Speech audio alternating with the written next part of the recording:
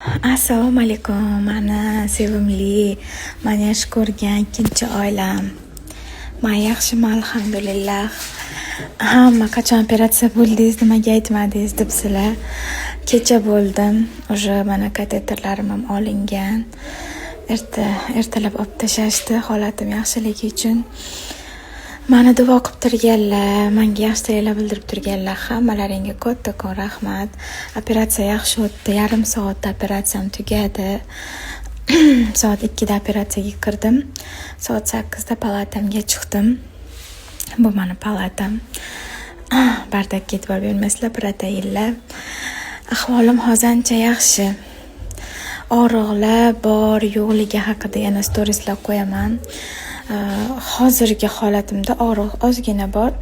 Kecha lekin ozgina qiynaldim. Shuning uchun telefonga ham qaralmadim. Bugundan qo'limga telefonimni ushladim.